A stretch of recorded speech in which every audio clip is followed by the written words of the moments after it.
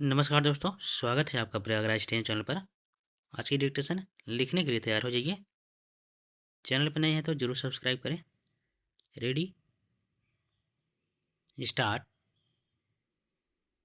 फसल बीमा योजना का उद्देश्य किसानों को प्राकृतिक आपदाओं से हुए नुकसान की संपूर्ण भरपाई करना है, मगर जमीनी हकीकत इससे उलट दिखाई देती है। फसल बर्बादी के बाद किसान राहत की उम्मीद में भटकता है। राज्य सरकारें केंद्र से वित्तीय सहायता की गुंजाइश तलाशती हैं, जबकि बीमा कंपनियां निश्चिंत रहती हैं कि बीमा शर्तों के कारण प्रारंभिक या आंशिक नुकसान पर उन्हें भुगतान नहीं करना है।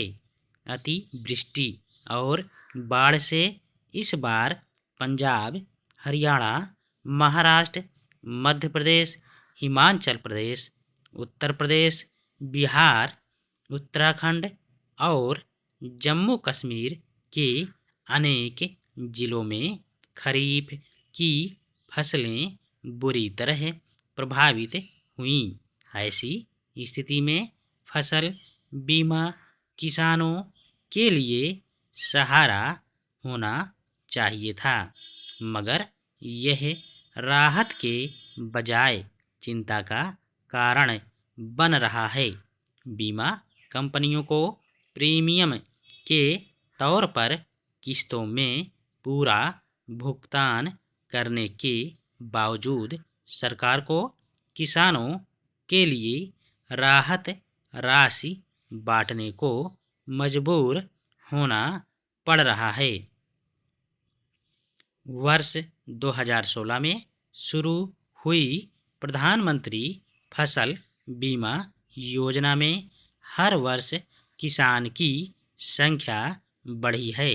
इसका एक कारण यह है कि बैंक ऋण लेने पर बीमा अनिवार्य है। दूसरा, इस बीमा के प्रचार में मात्र 2% प्रीमियम पर किसानों को संपूर्ण फसल सुरक्षा का वादा। योजना के अनुसार किसान केवल 2% तक प्रीमियम देता है, जबकि शेष 98% हिस्सा केंद्र और राज्य सरकार समान रूप से वहन करती हैं। इस वर्ष केंद्र सरकार ने 14,600 करोड़ रुपए का प्रावधान किया और लगभग इतनी ही राशि राज्यों ने भी बीमा कंपनियों को दी है। मगर आश्चर्य यह है कि इतने भारी सरकारी निवेश के बावजूद प्रभावित किसानों को उनकी पिछली फसलों में वास्तविक नुकसान का 10% से भी कम मुआवजा मिला है। पूर्व में फसल नुकसान का मूल्यांकन फसल कटाई प्रयोग के माध्यम से तहसील स्तर पर किया जाता था। 3 वर्ष के औसत उत्पादन के आधार पर क्षतिपूर्ति तय होती थी, लेकिन इस पद्धति में राजस्व अमले और बीमा कंपनियों के बीच साठगांठ से आंकड़े अक्सर किसानों के खिलाफ जाते थे।